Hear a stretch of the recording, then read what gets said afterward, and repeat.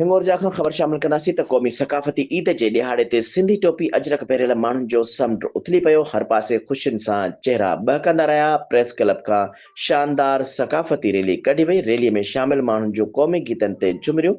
शहरियुनि पारां रैलीअ जे मथां गुलनि जी वर्खा, अॻवाननि खे गुलनि जा हार ऐं अजरक पाराया विया। सुभाणे राग जी महफ़िल में भनकारनि सुर विखेरे वाह वाह कराए छॾी।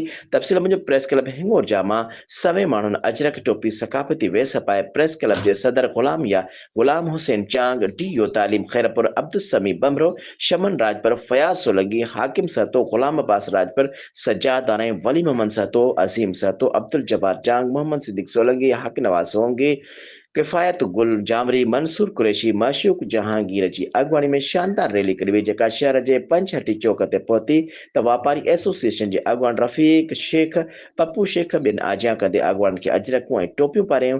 जॾहिं त रैलीअ में शामिल माण्हुनि जे शहीद दुकानदार जावेद भुट्टो जे वारसनि मंज़ूर भुट्टो, परवेज़ भुट्टो, वज़ीर भुट्टो ऐं ॿियनि दुकानदारनि गुलनि जी आजियां कई। रैलीअ में जिस्कम अॻवाननि फ़कीर इमदाद मंगी, आबादगार अॻवान कांडेरो ख़ान सहतो, ख़ुदा बख़्श सहतो, मुख़्तलिफ़ स्कूलनि जे प्रिंसिपालनि ग़ुलाम जाफ़र डामरी, शौकत सुमरो, रहीम सियाल ऐं अवामी प्रेस क्लब सेठार जा, नेशनल प्रेस क्लब सेठार जा जे मशीन प्रेस क्लब, शाहजी मशीन press club, Ranipur press club जे सहाफ़िन पिणु शिरकत कई। रैली मच्छर चौक ते पहुती, जिते मुख़्तलिफ़ ॻोठनि खां आयल सभई नौजवाननि पिणु शिरकत कई। रैली शहर जे मुख़्तलिफ़ रस्तनि, चौकनि, चौराहनि तां थींदी धरती होटल ते पहुती, जिते सुभाणे राग जी महफ़िल सजाई वई, जंहिंमें सिंध जे सुरीले सूफ़ी फ़नकार जलाल चावरी, बख़्शल शेख ऐं ॿियनि सूफ़ियाणा ऐं क़ौमी गीत ॻाए महफ़िल में मौजूद माण्हुनि खे झुमाए मस्तु करे छॾियो।